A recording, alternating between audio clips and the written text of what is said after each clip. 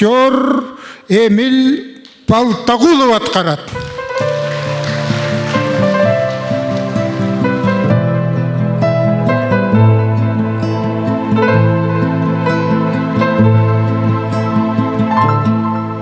Менің алап төрөлгөндө энемде алпештен айылым сен дегене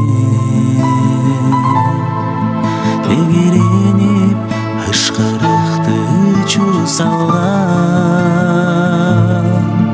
тентек балам ал кездеги мен эле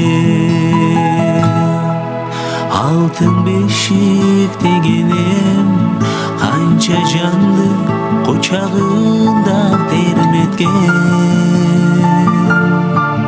кадырыңды баркыңды алыс жүрүп жанып күйүп билдим мен туулган жерим өскөн жерим берекелүү дегене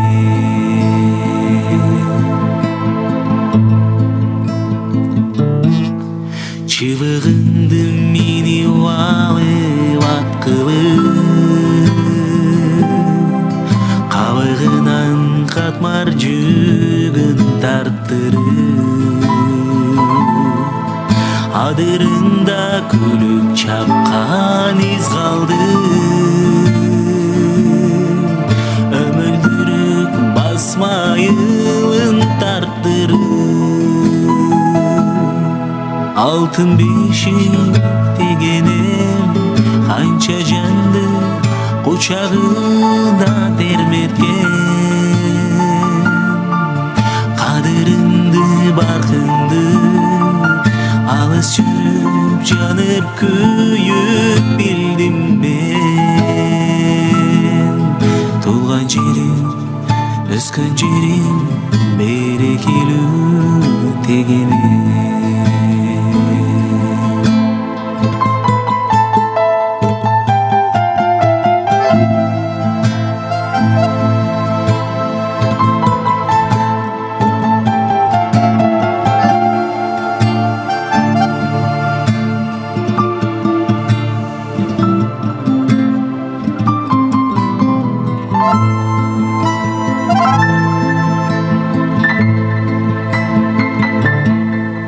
көксөп жүргөн балдарыңдын бирими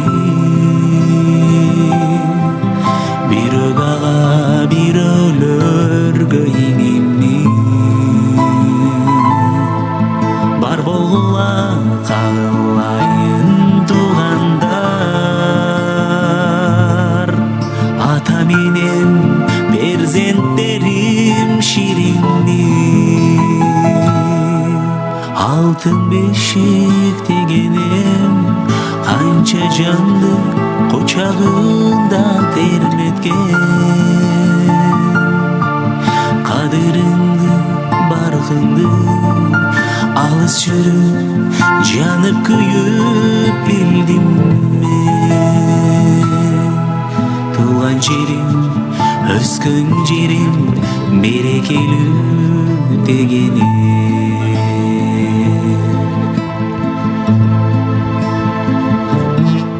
кызматыңды аткарайын талбастан ажал туруп келмейинчи кармашка аман барсам кучагың айылым мөрөк суундан жутар элем канбастан алтын бешик дегенем канча жанды кучагында терметкен кадырыңды баркыңды алыс жүрүп жанып күйүп билдим мен туулган жерим өскөн жерим берекелүү дегене туулган жерим өскөн жерим берекелүү келүү тегине.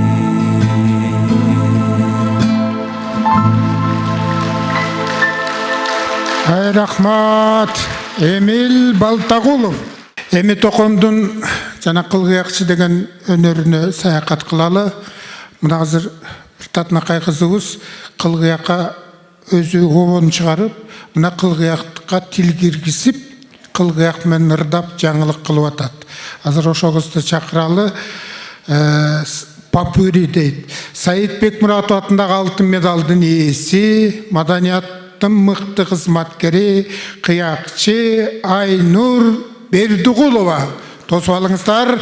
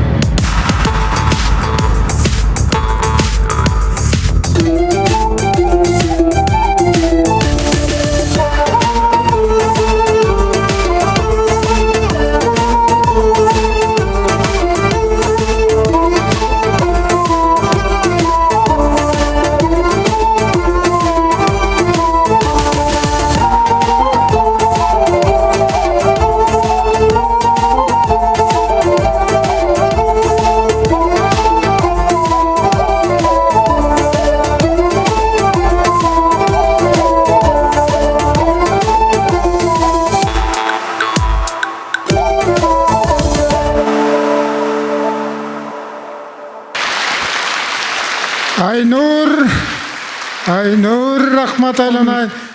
Bir жолу анда бул курулуп бүтөлөк филармония, тиги эски филармония жумуштан чыксак айтып калды. Ай келдиш 20 сом барбы деп. Анан мен айттым 20 сом эмес, 20 тыйыным жок. Десем таң көрү Кыргызстан гостиницасына жаңы жолдон мурун койчу айта берейин. Жаңы жолдон сагынчылар келген экен, Силетко ошолорду барып учурашып койсом болот эле деп. Анан кетип баратабыз, чүйө кетип баратсак, Дзержинский бульварга барып калганда айтты, анда сен үйгө бар деди. Күсары үйдө отурат. Энциклопедиянын биринчи саны жарыкка чыгыптыр. 20 сом экен. Ошого очередке туруп коюп келдим деп, кирсең сага берет 20 сом. Ан 20 сомду алып чык деди. чуркап барып кирип барсам эле Гүлсара эже отуруп туруп, ой кел эмне тарадыңарбы деди. Тарадык десем, токоң гана деди. Током агешти ушундай шылтоо бар болчу, жазуучулар союзуна кетти деди. Анан эже ушундай энциклопедиянын биринчи саны чыгып аттыр, очерет аябай, очеретке туруп чуркап келип 20 сом бере туруңуз, айлык алганда берем десем, алдыңа кетейин, берем, мен китеп деген кишиге канча алыс акча берем.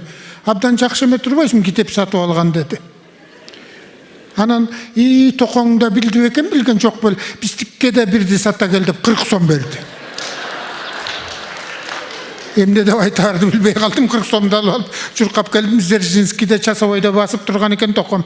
Ой токо ушинтип силердикине деп 40 сом берди десем, атасын озайын ала бер деди. Энциклопедияны чагылап келип койгон үйдө турат деди. Үйдүн жанаша Кыргызстан маданиятынын редакциясы болчу.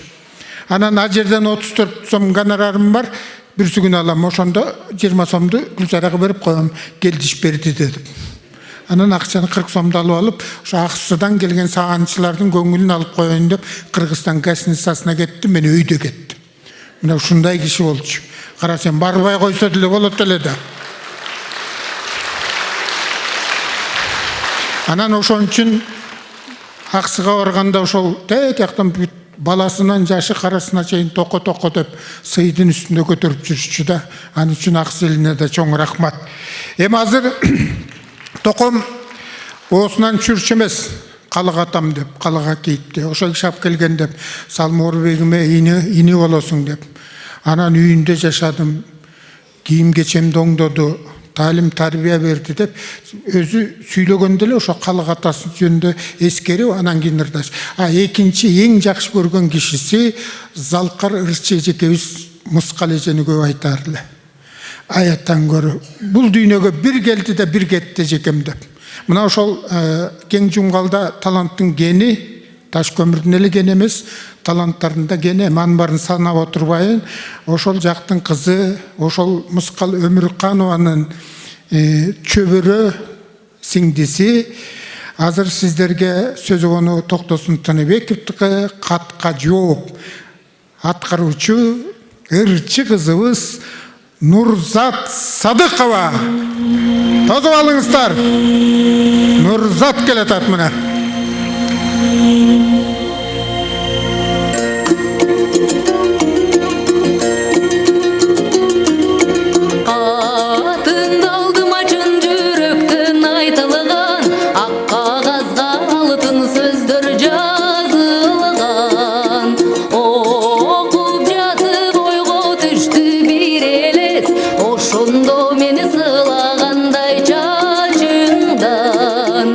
Eski düştü birge жүргөнү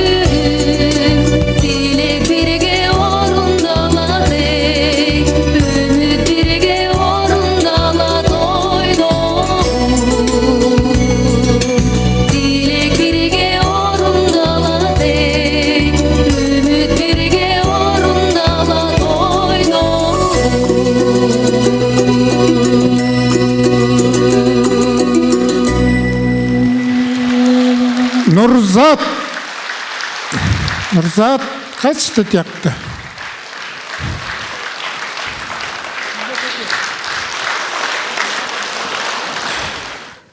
Талантты кишилердин, залкар кишилердин көз өтүп кетсе дагы экинчи өмүрү башталат дейт.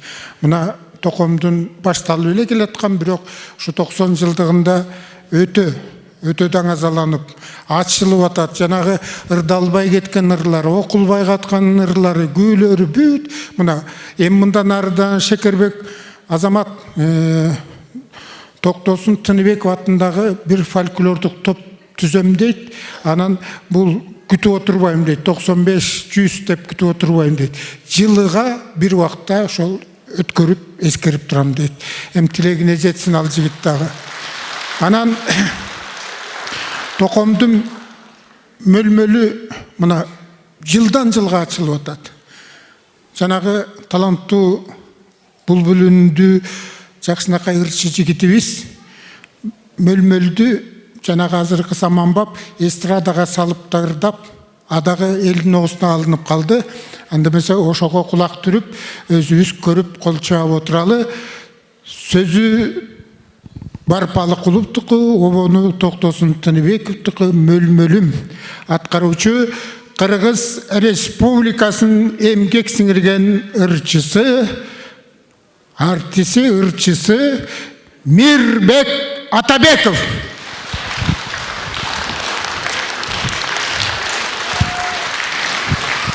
Чоң рахмат. Ассаламу алейкум, урматтуу, кымбаттуу агайым туугандар. Бүгүнкү ушул Токтосун атабыздын мөлмөлүм деген ырын, обонун жалпы ырларын ырдап, ушул канча деген ырчылардын бага ачылып жатат деп айтсак жаңылышпаймын. Мына биз эмес, бизден кийинки муундар да ырдайт. Ушундай жакшынакай ырлары бар үчүн, ушул атабыз үчүн биз өтө сыймыктанабыз жана терең таазим этебиз деп ушул сиздерге ушул жакшынакай мөлмөлүм деген чыгарманы тарлап койгонго уруксат этиңиздер. Сиздердин дүркүрөгөн бир кол чабыңыздар менен баштанып берсин. Баары шаңды маныга.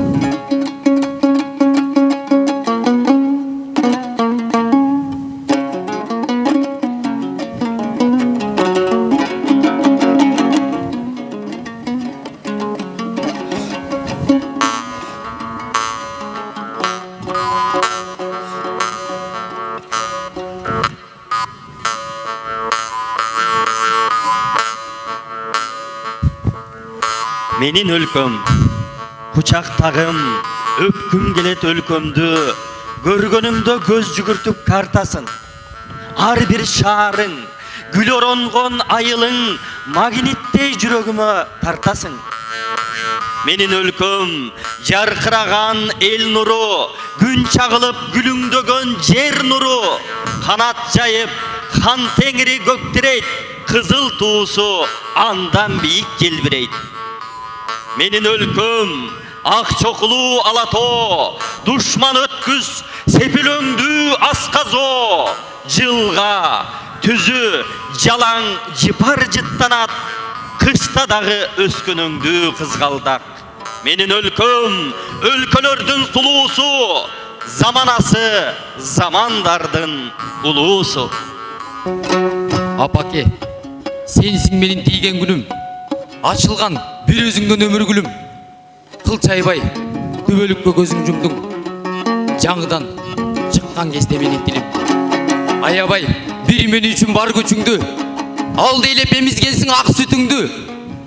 Сүйкүмдүү балалыктын көркү эле, сүтүңдүн бир тамчысы, бир бүркүмү. Мен үчүн Кудай болуп кара чачың, медерим, Ерсетсе деп азап тарттың. Ерсеттім. Еңсейін сені, іздейін сені. Енеке, көрінбейсің, қайда қаштың. Қайрылып, қашыма бір келші апа. Қаралдым, сағындым деп көрші апа. Ақтайын, ақ сүтіңді маға берген. Ай апа, апа кебай, келші апа.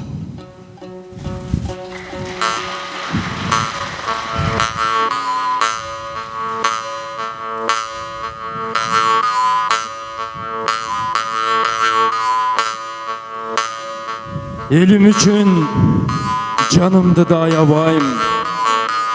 El bolbosa kanatımdı jay albayım.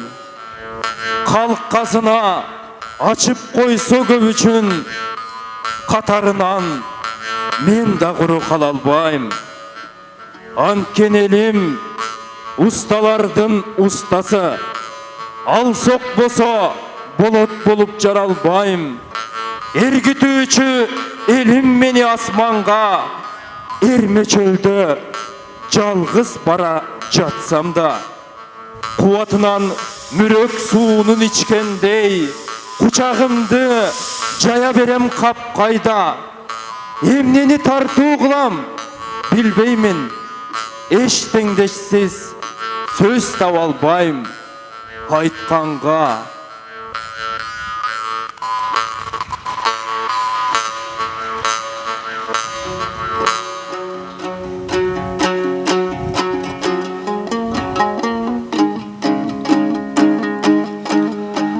Бай бичем менин гүл сайра, байкатып айтам мен кайра. Тушуккан ооруң акыры тургузбай токшойт бул жайга. Колдон келер иш эмес, кантейин белди бек байла. Ак талга конуп сайраган аксынын элем булбулу, асыл током сөзү деп айта жүр элге мунуму. Көк талға конуп сайраган көбелдин элем булбулу, күйөрүм током сөзү деп кеп кыла жүргүң мунуму. Кайрылар тууган аз калды, кантейин балдар жаш калды. Борбордо тууган аз калды, балапан балдар жаш калды. Асылган ооруң акыры алып кетер баштанды. Аргымак жалын өрбөдүм, армансыз болуп өлбөдүм. Күлүктүн жалын өрбөдүм, күйүсүз болуп өлбөдүм. Света кызым, жарыгым, сүйүнтөр менин аныгым. Кылара кызым калышпай, кызмат кыл бузбай калыбың. Талантым өсүп жетилип, тапкың дос тууган жакының. Канатым иштеп сирик жакта, өнөрдүн каздың арыгын. Бакытым чоңдон боло көр, бакыйтып кошкон саламың. Дамирам кенжем, сен дагы да көсө берсин арымың. Эл менен элсиң балдарым, элиңе жайгың тамырың. Динара, тили шириним, дилиң ак болсун билгиниң. Кадырлап сени өстүргөн калкыңа жетсин билимиң. Халқымдан өлбес ырларым, қатардан ақын биримин. Байбиче, балдарым арғымақ мүнсе түшпесін, ақсыдан қолын үзбесін, ағинисін таныбай, ар сөзге қалып жүрбесін. Тұлпарды мінсе түшпесін, туғандан қолын үзбесін, туғандарын таныбай, түпейл болып жүрбесін. Ұлының тілін алысын, улгайып қалған чағыңда урматтап сені бағысын. Қарының тілін алысын, қартайып қалған кезіңде сені қадырлашып бағысын.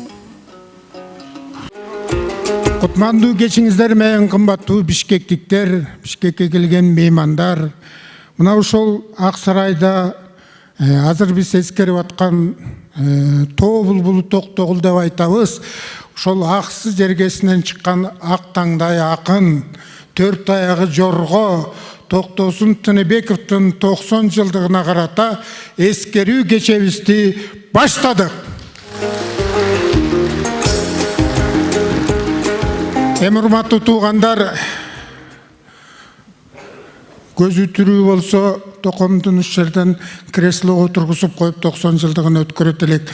Анда да мен алып бармакмын. Анан бул киши 4 аягы жорго деген ушундай. Мен ошол 72 жылдан көзөткүчө чогуу иштедим, бир жүрдүк.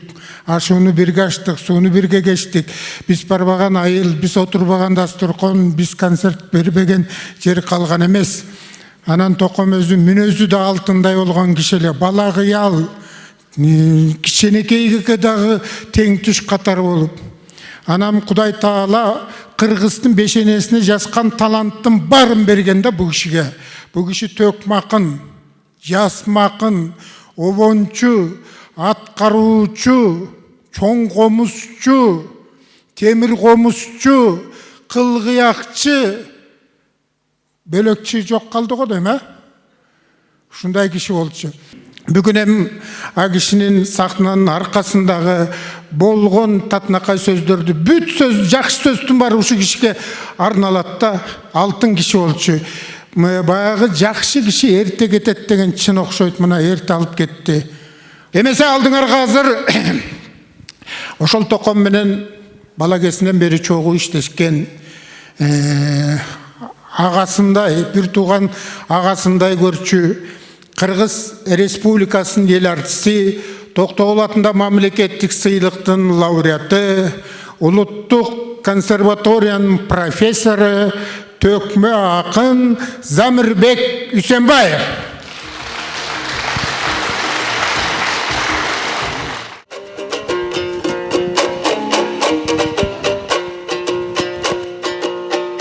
Тойдун бир көркүн шаттайын, токомду бүгүн мактайын. Айтпасам даңа тагың ала төбелге дабдайын. Шаңкылдаган добушун, шаңдуу чыккан комузун, укканда жүрөк жашарган, укканда көңүл тазарган. Төрт аягы төп жорго токтосун акын аталган. Улуу инсандар биргесте, устаты калык корголдон умтулуп барып той баталган. Токтосун дебей дайыма токо дешчи калың эл. Анткени байкап турсам бүгүн бир тойго окшошупту жатпайбы, мына 90 токомдун 90 жылдыгы. Ар бир жерге барганда арналып турчу токомуң ардактуу элдин сыйлыгы. Анткени эң атактуу залкар төкмакына, токомак калпак элдин сыймыгы.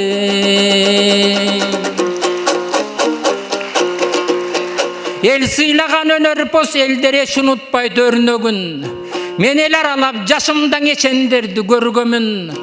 Маселен бийликте бир күн эскирет, байлыкта бир күн эскирет, баамдап туруп көргөмүн. Бирок эл сүйгөн жакшы чыгармаңа, астың эскиргенин көрбөдүм. Ушундай чыгармаларды жараткан, уксак деп көбөлдөй самашкан.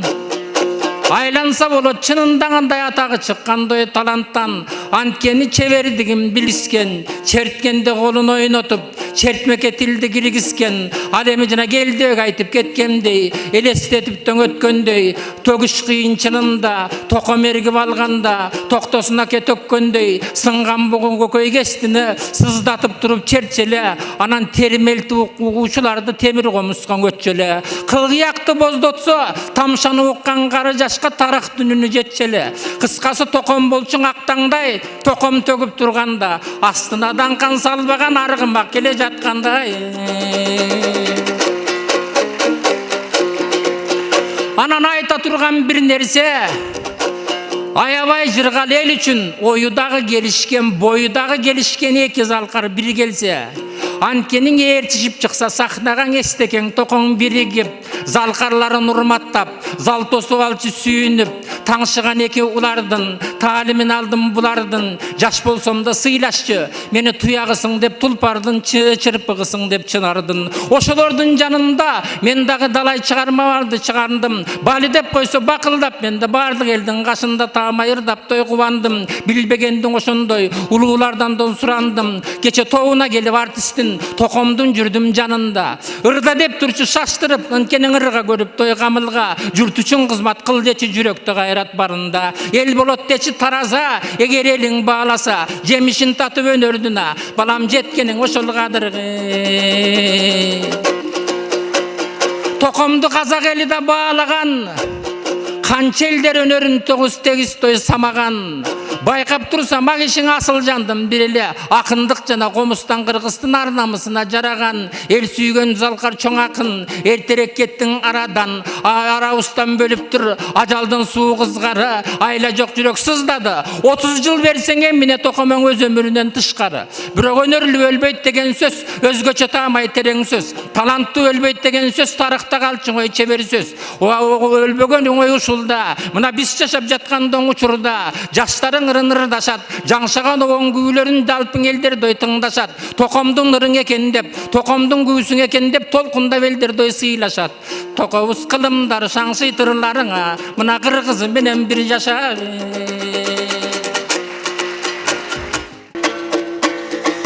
Баштардан ырдың абалыңы, бал түлдің акын токомдун тойуна басып келгендер амандашып той алалы. Салтанатына токомдун бүгүн сан журтум келген турбайбыз саламдашып алалы.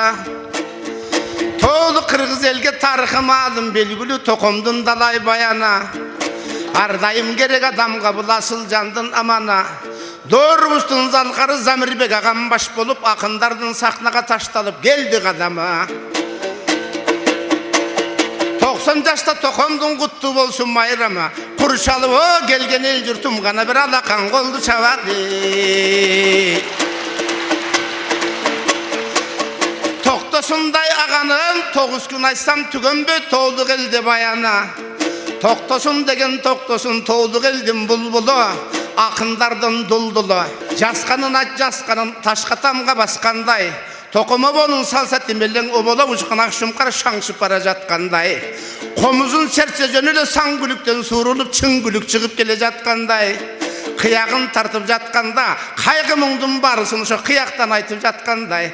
Анан оңгузунун ортосундан ооз комушту шкыртып какканда, таңдагы булбул жөнүлө сайрап ыйлап жаткандай. Ошол тобулбулу токомдун эскерип турган чагыбыз, бүгүн таалайыбыз, багыбыз, ошо токомдой болсок экен деп тойтоңдоп жүргөн момундай куйруктары жалыбыз. Ошондуктан туугандар бүгүн кубанып урдар чагыбыз. Эми токтосун агам чынында, Торгойтул акын турбайбы кечээ көрүп калдык туугандар, сахнага сайрап чыккандан эстебес менен бир чыгып элдер ырылдап турганда. Жөн эле саңгүлүктөн суурулуп эки күлүк тең тайлаш жанаша келе жаткандай, экөө шаңшыбырдасаң оболо учкан шумкардай. Кайран гана кишилер арабыздан кетиптир, ашыралы тууганбай. Ошолордун барысын бүгүн акындар чыгып катарлаш эскерип ырдап тургандай. Кагылам током арпагын, кыргызымдайым баркташат, кылымга чейин сакташат. Мына Жалал-Абадтын жеринде жалпелден болуп демилге. Токомдун арбагын эстеп ал жерге филармонияң атын койгонбуз. Ошол филармониядан токомдой ырчылар чыксын экен деп таптап жүргөн убагым, эчендерде болот деп мактап жүргөн убагым. Токомдун дайым арбагын эстелигин койдуруп сактап жүргөн элим бар. Ошондуктан туугандар, бүгүн элирип айтсам бүгүн бир менин дагы жөнүм бар. Токомдун жасап кеткен эмгеги анын шаңшып чыккан ырында, элинде калган сыйында. Кыргызым барда токобуз жашай берет кылымга.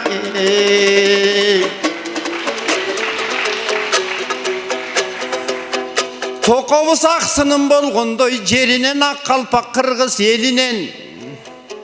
Тегененин жеринен теңирим сүйгөндөй элинен. Тоолук эл сүйгөн токомду айтпасам болбойтой эмимен. Токомдун кандай экени мына көрүнүп тураттой элинен. Токобуз сөзгө уста экен, айтканын баарын уска экен. Токомдун кандай экенин сиздердей тоолук кыргыз эл укса экен. Айкөлдөп элим айтышат ай, анын айкөлү бизге жукса экен.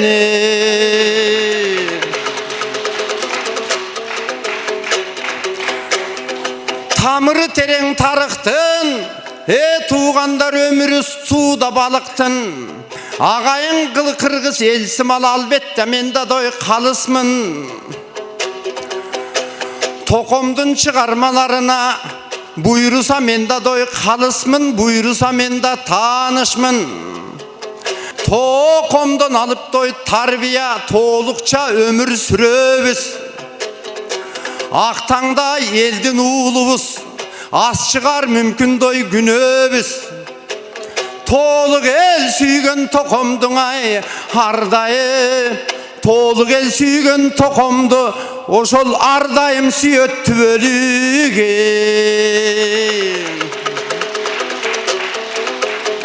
Tokomdun sүйgön eli var, teң tuştar menen teŋi var. Ak kalpak kırgız eri sүйgön akсыдай болгон жери var. Мынакей оң жағымда турушкан инилер дагы күтүүдө, булардын дагы кеби бар.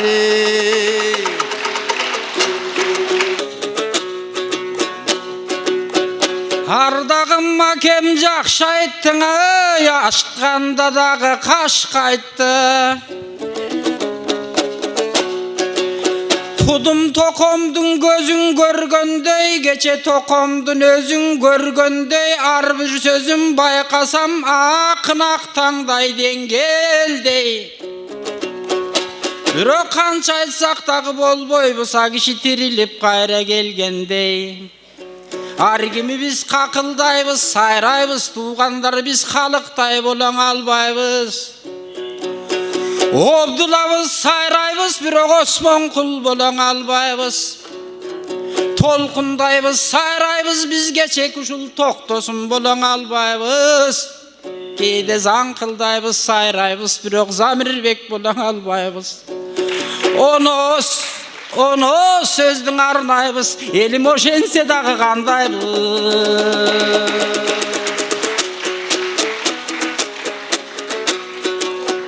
Қайран ұлы атаның естеліп тұрған чағыбыз, анчамын чаңыр менен естелік құрған чағыбыз. Қандай чабалар айтарын хабарын ұғып алыңыз. Тоқомдың айтып кетпесек, анделе болыр жаңылдыш. Анчамын чаг içinde хақылдасын жағыбыз, тақылдасын жағыбыз. Тоқомдың өзін көргөндір келіп тұрған кезеге, замикем шығып башында сарымайдай балқылдап ерип тұрған кезеге, ezелкісін несіне салып тұрған кезеге, ұққан елдің құмары ханып тұрған кезеге, елдер өткен тарха барып тұрған кезеге, етегінден амантай еміңе көсөз айта кетелі. Анкені тоқтосындай зал қарадың аралашып ким көргөн? 20 жыл жүріп жанында Замирбек акем бір көргөн. Анан ракемде ағабыз аралашып қалыптыр. Тоқтосындай атанын тоғазнасын алыптыр. Алемің ар жақта тұрған балдарыбыз, біз анча-мынча қомыз шалғанбыз. Бирок улууну туура бырдайбыз, ушундай болот экен деп көбүрдасаң акындар кызылмай болот экен деп анча-мынча шашпайла 6 мүнөт какшайла толгон токой өнөрүң ушул токтосунда жатпайбы? Токтосунда ятабыз, тоо өнөрүн салыптыр.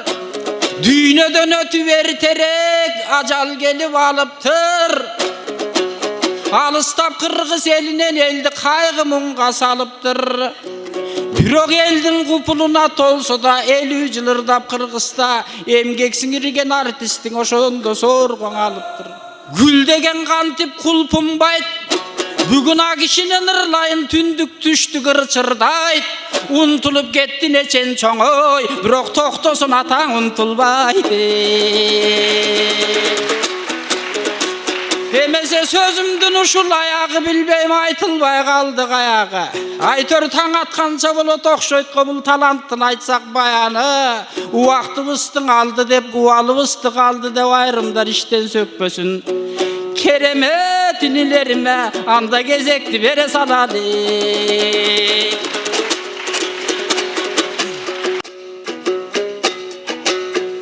Ырыстың элге сайрайбыз, улуға тазим қылып біз семің ыраке болуң албайбыз.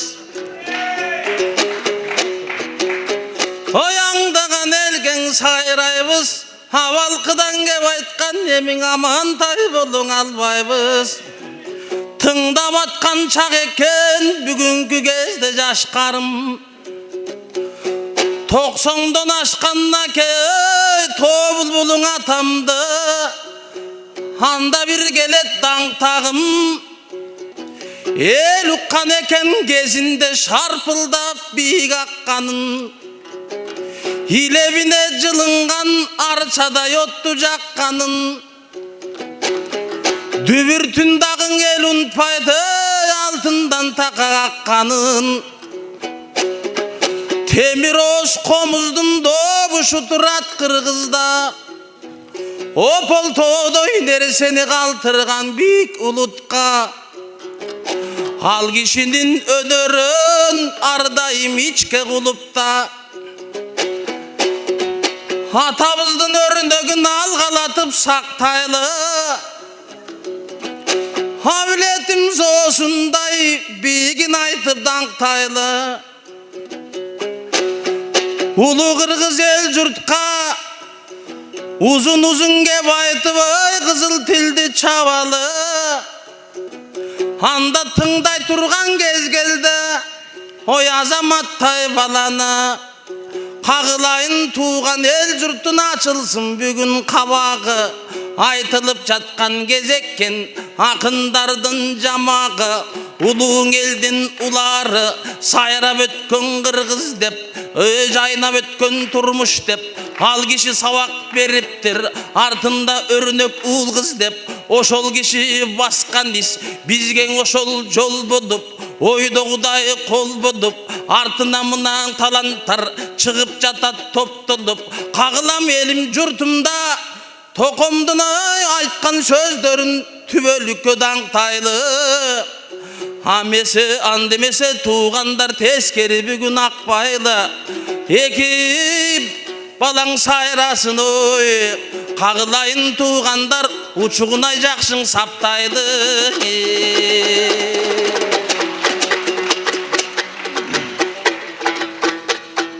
Авалқы қырғыз салтындаңы жұртым ақындар айтса термеден. Қылымдар менен жарышып қырғыздар нені көрбөгөн. Өзгөчө бала өнөрүң қырғыздар өнөрү менен өлбөгөн. Ергиген кесте сөз айтып, елдің көнүн төрлөгөн. Мына шол улуудан калган көрөнгө, улуудан калган жөрөлгө, токтосундай атабыз өнөрүн айтып той көбелге. Санатың улууң атанын азырда сакталып жатат тереңде. Кыргызда канча жан өткөн, кайкалап канча бай өткөн. Қалта арытып өз елің қалқыңда қанша қан өткөн. Бирок алардын айтылбай қалды баяны. Ар биринин карасаң атүгүл елінде қалбай караны. Бирок токтосундай атанын елинен айтылып турат жамагы. Айтылып турат ырылары. Темир комуз кылгыяк көдөнүндөгүн ыргагы. Анкени токтосундай атанын елине кылган сыйжагы. Аксыдан чыккан шумкардын аламга кеткен атагы. Өзгөчө сактап көдөнгө өнөрдөн болгон атагы. Өнөр менен токобуз өзүн өлбөс кылып жасады.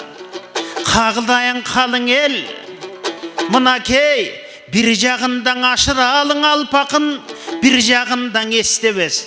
Бир жагында карасаң тууганбай деген зор акын. Жандап жүргөн асылдар, комуздарын чертишип кармап жүргөн асылдар. Караламан кыргызга касиеттүү сөздөрүн арнап жүргөн асылдар. Кагылайын калың эл ой, мына ырдап турган учуру артындагы балдары. Толкуган элдин сөзүндө токомду болгон каймага. Жоготкон кыргыз биригесте токтосун деген дайрана. Эмиң ак калпак кыргыз калкынан алатуу журтум жалпыңаңа. Атанын ыраазы болсун арбагың.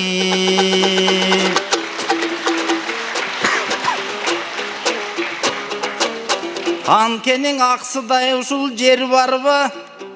Ақ қалпақ қырғыз ел барбы? 90-ға шықты тоқобыз, тоқомдың ырға қошобыз. Торғой болбойт тили жоқ, топтарақ болбойт бүрі жоқ. Азыр толтураң ақын жүрүшөт, бирок тоқобуздай бири жоқ. Анкенің ушул тоқомдың жаралған жерің ақсы екен, жаратылышы жақшы екен, төрөлгөн жерің ақсы екен, төкмөлүгү жақшы екен. Халқының дайым есінде, қада салты дастаны, ордолуң елдің есінде, оз қомыс қаққаны, топчуек атам сияқту, сынчылар шыққан ақсыдан, улық мырзаң атамдай, ырчылар шыққан ақсыдан, қуанычбек ағамдай, чоңдор шыққан ақсыдан, тоқтосын атам сияқту, зорлор шыққан ақсыдан, эми тоқтосындай атабыз, ой, қарап олтурсаң тодондағы биікта, bizde dağın ушундай тоқтосындай болсок деп, bizde толқып тұрған үмітта, тоқтосындай атабыз, қалса да жетім жашынан, халықтың алған өрнөгін, өрнөкө мына қарачы, өзгөчөңөн өргө көңіл бөлгөнүн, bir элең обон мөлмөлүм, тоқомдун билгизбей турат өлгөнүн.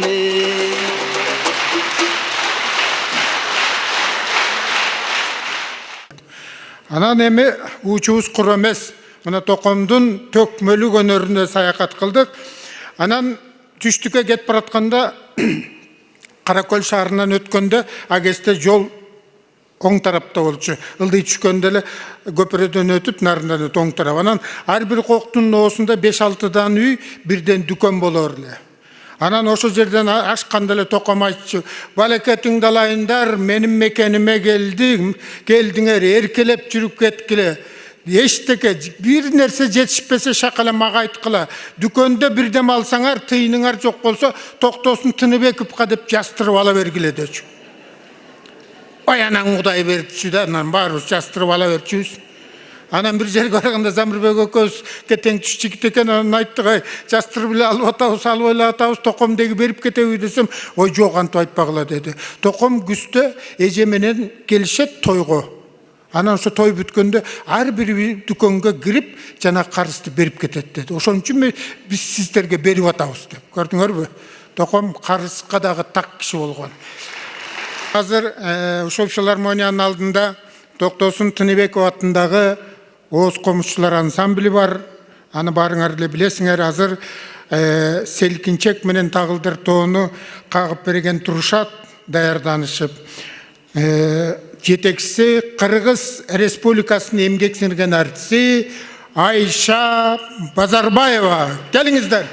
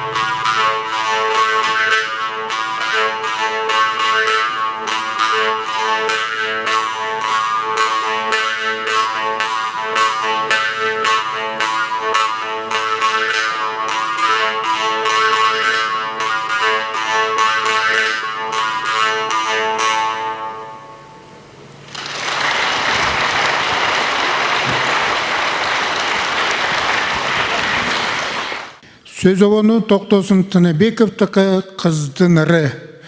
Аткаруучу Кыргыз Республикасынын эл артисти, Токтогул Сатылганов атындагы сыйлыктын лауреаты, Булбул үндүү ырчы кызыбыз Саламат Садыкова.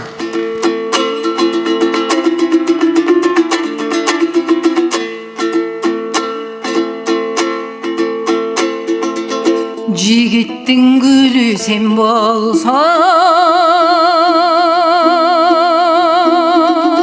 жибектин гүлү мен болсом, айтылган сөздүн маңызына жакшылап ой жигит ойлонсоң.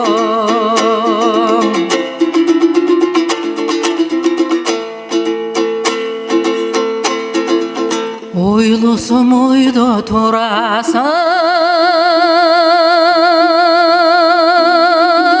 оюмду жигит бурасың. Ойлоп бир сениң ырдасам, оюң келе шылтоо кыласың.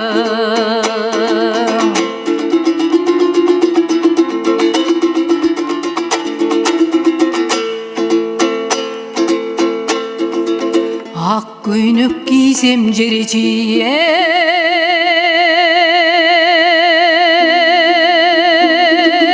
айылымда балдара көп жүрөт. Акылга туура келбесең, алардың ой каалап ким сүйөт.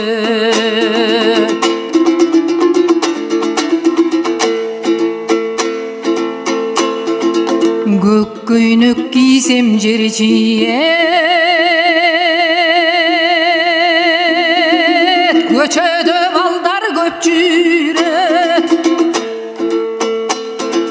Көңүлгө туура келбесең, көрүнгөн ай жан делегим сүйөт.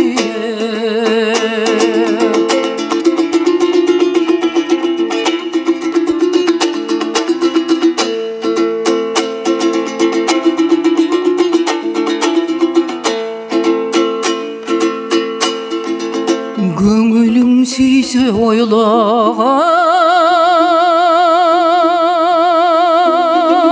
көп созу уят болбогун. Колуңду сунуп бар кимге сен көпөлөк ят кылы конбогун. Колуңду сунуп бар кимге же көпөлөк атка конбогун.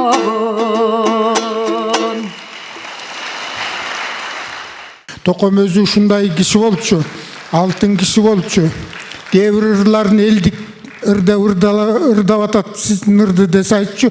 Ой, ошол жакшы да, меники анда демек меники элдик болуп кеткен турбайбы? Абдан жакшы. Ошо эл үчүн чыгаргам ошол ырды деп. Карачы. А кээ бирөө бар соттошуп жүрүшпөйбү? Мен айтпай койду деп. Эми азыр ошол обону Токтосун Тыныбековтуку сөзү Барпы Алыкуловтуку мөлмөлүм. Аткаруучу Кыргыз Республикасынын эмгек сиңирген артисти, атактуу төкмө иним Абдивали Акимбеков аткарат. Бир кезде Токтосун атабыз өзүнүн кези келгенде залкар болорун билбесе керек.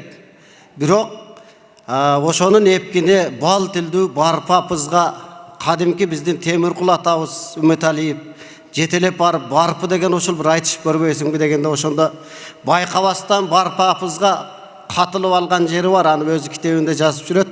Биз окуп үйрөнүп калдык, окуп калдык дегендей. Ошондо Барпы апызга таазим кылып биздин Токтосун атабыз ушул азыр биздин Келдибек агабыз айткан мөлмөлгө обон жараткан экен. Аны обон жаратпастан башында кара сөзү менен жараттыр. Ошол кара сөзү айтылбай жүрөт.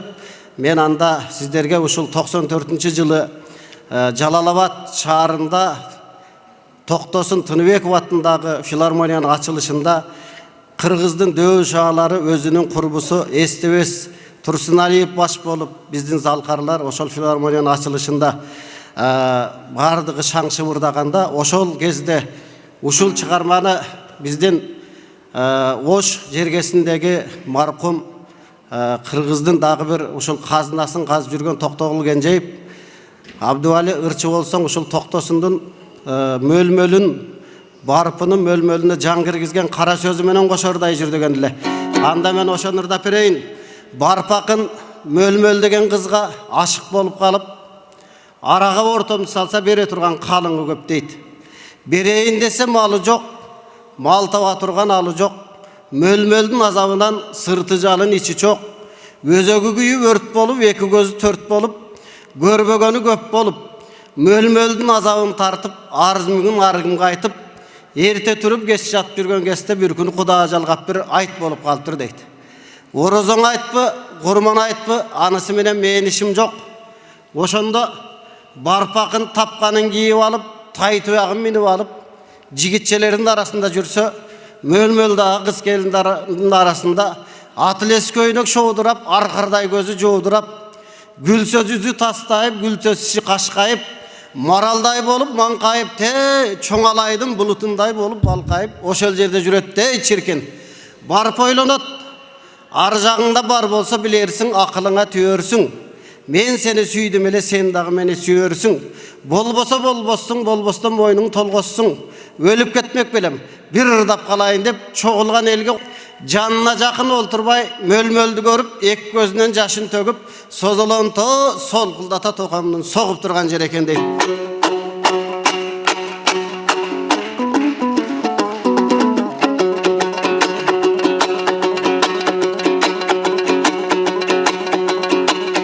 Беттин көркү нур менен, белдин көркү нур менен, биз сүйгөн сулуу мөлмөлүмө белгилүү болсун кыр менен. Gedeyliktin dartınana geyip canım öksüdüm, tosalmadın gedeylik aşıklıktın ötkönün, jaryan aytpay buluştun o жазылбай токшойт öksünüm. Büydüm ölme lappağım manga alamda sende tapmadım, oşol üçün gün tünü mölmölümde bakşadım, ışkısı güçtü jaşlıktın ayık sıcakka çapmağın, başımdı berem tartuğana malı yok dep kaçmağın.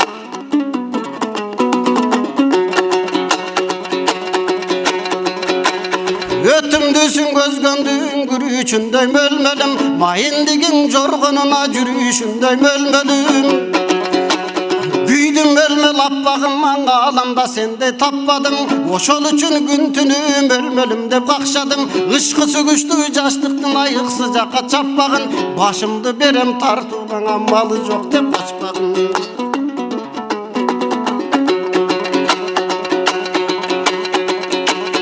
Sekim baskan butungdan, seydan monçok jıtыңдан, kadam koygan butungdan, kalempir monçok jıtыңдан, asta baskan butungdan, atır bir monçok jıtыңдан.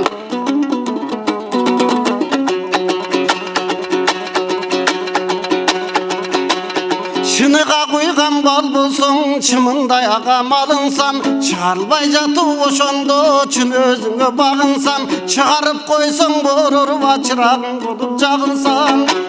Altor olup moynuna akmarcan bolup tağılsam, canыңda tütöp bezdegen, jaş ulan kolun gezegen, janaşa bütkön almandın o büröğüm beri dep jalınsam.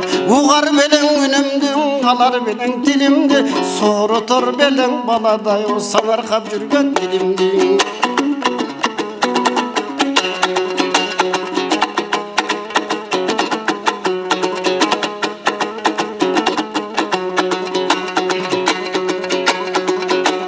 Ayda mal verbeyin, ayrır koştun dar verbeyin, sürüp mal verbeyin, sürür koştun dar verbeyin. Tartılsam özümdün kalar belen bölmölüm, aşıklığa bir dava tavar belen bölmölüm. Cemal verbeyin özüm beret dep, ölsögümge gerek dep, açanar belen bölmölüm.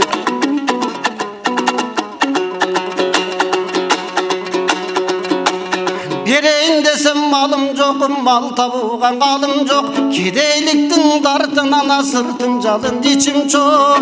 Маңдайғы жаздан ушулму чеч албадым мен ойлоп бүт азапка кайырмын көрүнүп койчу бир жолуңа булуттан чыккан айга окшоп көрүнүп койчу бир жолуңа булуттан чыккан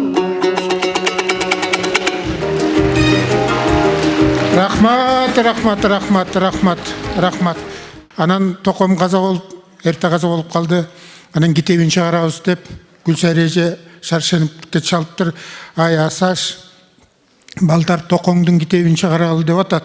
Ортосунда бир китеби табылбай атат. Ошол сенде бар, бербейсиңби десе, ой жок дептир. Берген эмес деп. Эми ой оозуңду куучуп менен ачыбай, эринбей тура калып аркы китептериңдин арасынан кара, чыгып калар десе шаршенип айтат дейт. Ой ар жакта бир китеп жок болсо кайсынын арасынан карайм деп. Ушундай достор эле. Эми азыр сөзү Токтосун Тыныбековдуку, Обону Назыр Давлесовдуку. Мына карабайсыңар, токомдун сөзүнө кандай кишилерде кайрылган. Аткаруучу үч теректин үч кызынын улуусу, сулуусу, Кыргыз Республикасынын эмгек сиңирген артисти, филармониянын ырчы кызы Анапия Райымбекова.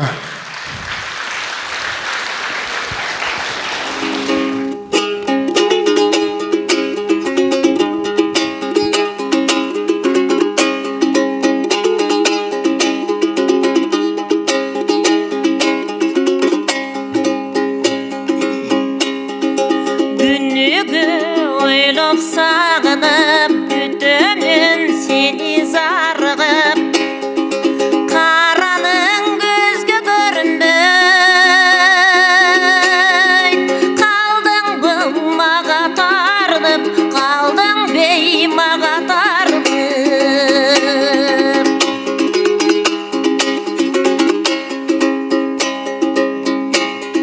Yermeke karap sürüttü eskeri geçen gün öttü Erkelep aytkan söz üçün Ezbetçi canım jüröktü Ezbesең bolo jüröktü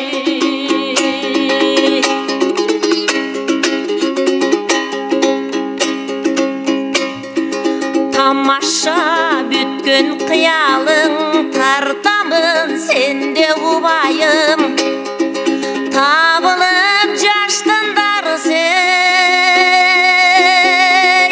Тарқаса боло кумарым Тарқаса боло кумарым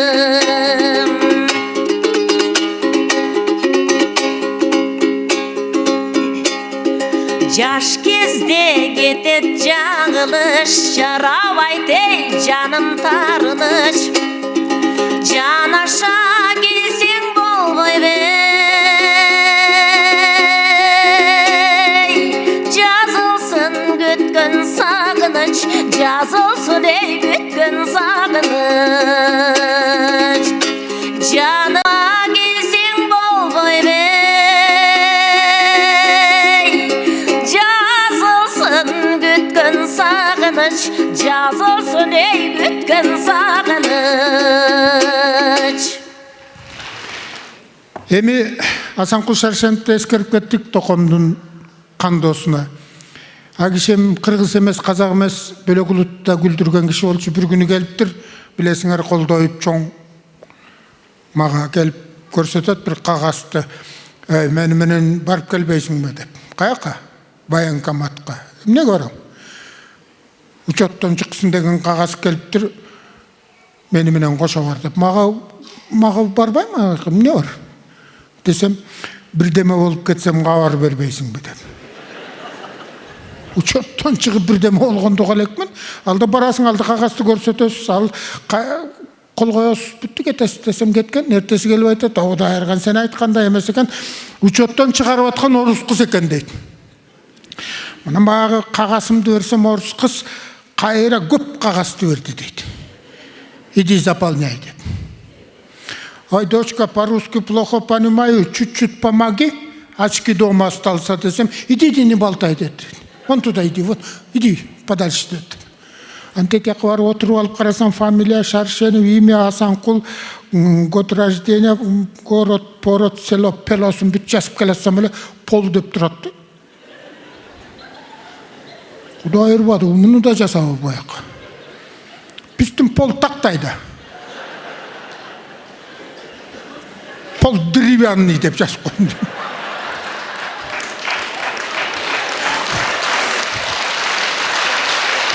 Баяғыны көтеріп барсам, орысқы соққы қолы тоқтап қалды де, чо-чо-чо деп. Чо-чо-чо емес, бұл пол деревянный десем, ұқшып күліп, ну, старик даешь, давай все документы деп, ана өзі толтырып ұзатып үйді дейді, көрдіңер бі? Шындай кіші болшы, Тоқомдың досы Қуытыл Асанқұл Шаршенов. Азыр ескерүү, Тоқомдың уылы, айылдашы, жертеші, маданияттың мықты қызматкері, анан мындай чоң нерсени өткөргөнгө бирөөдө болуш керек.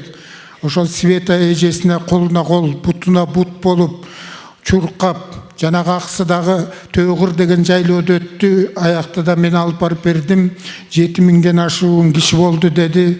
Аптан жогорку деңгээлде өттү. 10-до баштаганбыз, кечинде 6-да араң бүттүк. Мына карабайсың, ошонун баарын уюштуруп, буту-бутуна чуркпай, күндө барып келип бияка. Анан ушунусунда чуркап, күндө бир кеситте, бир телевиденияда, бир радиода чуркап жүрөм деп ушинткен азамат жигит. Мына азыр келатканда ошол ишин куттуктаппы, же сүрөппү, бир жакшы кол чаап бергиле. Төкмө акын Адылов Шекербек.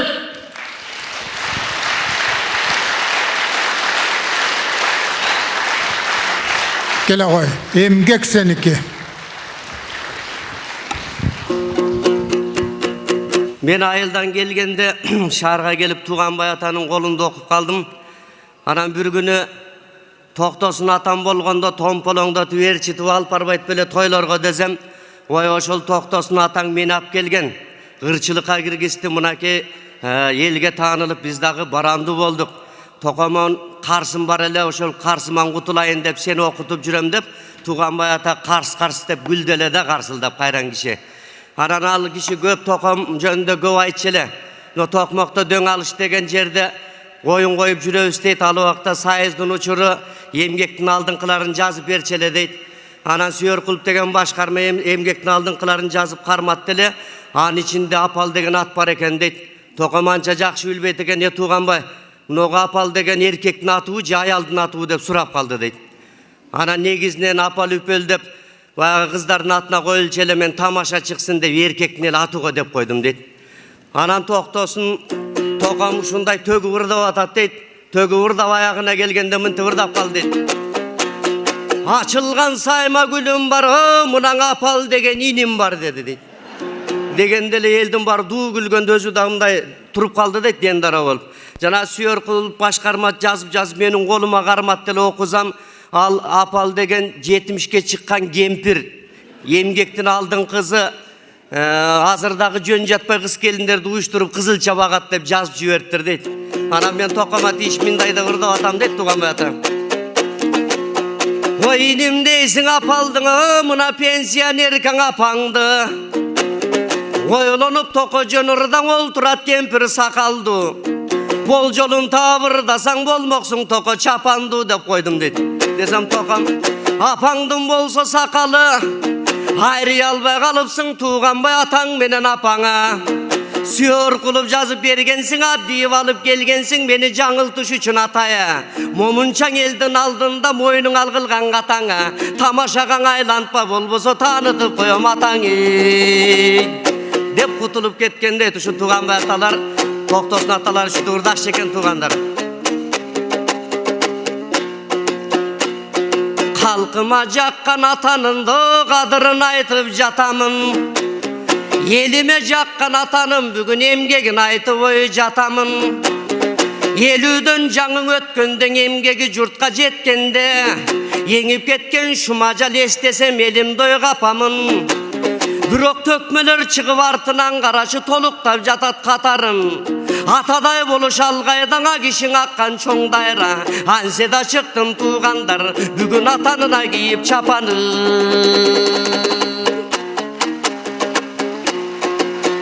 Қияғын тарса қарқылдап, қиялы сүйкім жарқылдап, обондорын ырдасаң ободың үні шаңқылдап, тоқтосын ырдап жатат деп анда торғойды тоқтап ал тұрмақ. Ананда қағасқа жасқан сыры бар, қатқа жоғыры бар, асыл жар деген обоның азырда биік жоғары. Анам балапандай чағынан барпынын алған өрнегін, азырда қозғы жүректі жанаған ашықтығыры мөлмедім. Жылытқан далай ұрлары көп, бірақ жырғатқан ұшыл сезімді мөлмелдей обон көрбедім. Асылған орың ақырың алса да келіп ой алқындап, артынадың өшпес ырларды, ұшындай алталанқана қалтырмағы. Мұнаң адамгершілігі жағынан асыл кішекен доябыдан, көлеле дешеп тоқымды көрген білген таныған, деңіздей шалқып тұрғаның ал дерінен дой қанынан, әлемің аққан судай қиялы ал жүректігің ой табынан. Анам балаға бала чоңғы чоң балқылдап жұмшақ мінезі, көрсі тобыл-бұлың аталған, тоқтоғылдан кейін кен ой кешіпейілдік жағынан, ал өзі тоқтосынан екен бір өзі.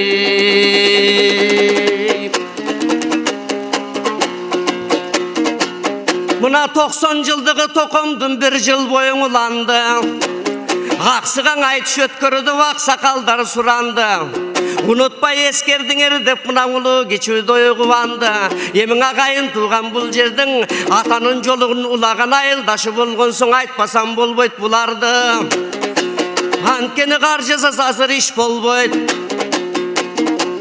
Мұна демөрші болып айтышқа, ақсының азаматтарын арбын ақша шығарды. Егер өтөт беле жоқ беле қуаныш бек ағам болбоса, жанаң үмбеттей болған ағалар қары жаш қалды қуанып қапшығын ашып ой қолдаса. Анан ақсының қызы менмін деп, ағалар менен теңмін деп, тұрып қалдық қуанып, мұна Тұманбаев аңырада тур елімің сом жолдаса. Емі көпті күрсе көл деген, көл толқыса сел деген, айылға келді көткөріп, мұнаң ең ақсылық туғандай елменен.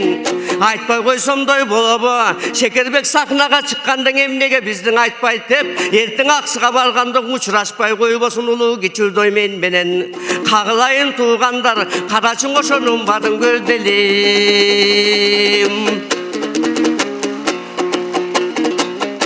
Емің өнер қалсаң артындан ұлантат екен қалқымда. Атанын ұғып кедесін, қарашың артынан мұндан ұланты. Гүл сайрадай ежеке, өстірді мұнда балдарды, қырғыздың ұшыл шартында. Емің айланайын туғандар, Светаң ежем баш болып жүгіріп тұрғандой уаға.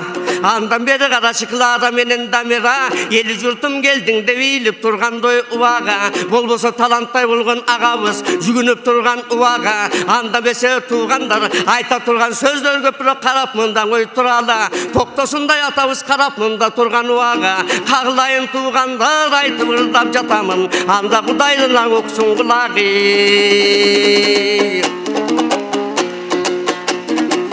Тоқтатайын сөзімдің толқындандым алғанша, топыдай болған чал болып 90 жашқа барғанша, тоқыма қызмат қыламын тоқтап жүрек қалғанша. Қане шүгір қылалы қадырғанша алғанша, емі қарлық келіп чынында қағайып сөк той қалғанша. Қағылайын туғандар сілерде қалқыма қызмат қыламын, қабырдаға да жатып қалғанша. Тоқым ошол ооруп жатқанда қыңылдап өзүнчө ыр чыгарган экен дагы, кичүү кызы Дамираны чакырып, ал фортепианода ойнойт, ошол қыңылдап берген экен. Оолорду кызым жазып койчу деп. Анан ошолордун бүгүн бет ашары болот. Буга чейин ырдалган эмес, эч ким ырдаган эмес. Биринчи жолу 90 жылдыгында ошол акыркы чыгарып кеткен ыры. Сөзөгөнү Токтосун Тыныбековдуку бирөөгө. Аткаруучу Теңир тоонун кызы, Аксынын келини, Кыргыз Республикасынын эл артиси обончу композитор Каникей Эралиева.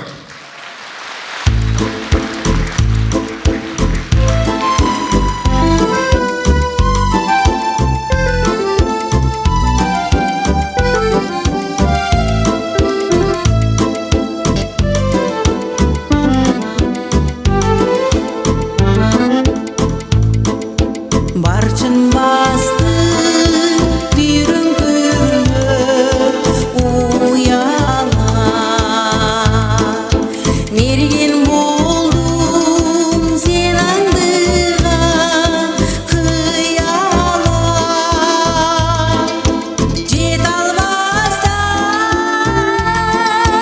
алыс жақтан қол серме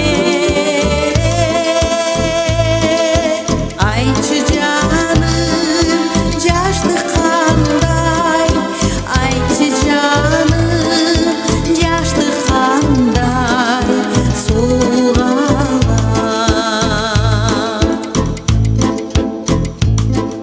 сен естесем ашығамын суым бар арғасыздар минут қарап тұруым бар жақын келсем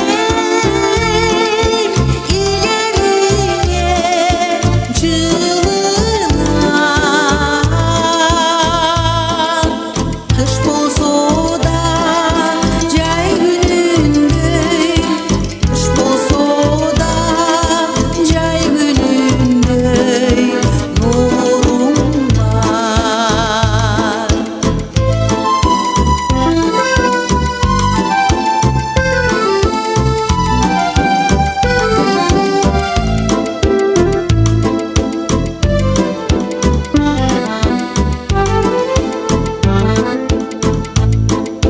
жан ергеткен жақшынақай сөзім бар жақұт өңді жанып тұрған көзім бар жорыңды жол жүрсем да ұмытпай жоқ дегенде сен да мені жоқ дегенде сен да мені есіңе ал ақ жүзіме ешкім болмойды наразы адамзаттың сендей болсын баласы сені маған жүрек қылып жаратқан табиғаттың күштілігі табиғаттың күштілігі қарашы табиғаттың күштілігі қарашы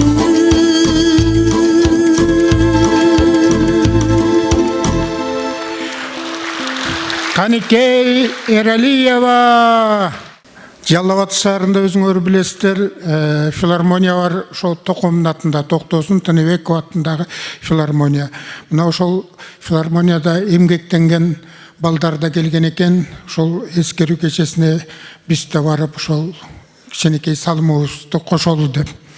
Сөзү Токтосун Тыныбековдуку, обону Эмил Балтагуловдуку, маданияттын мыкты кызматкери обончу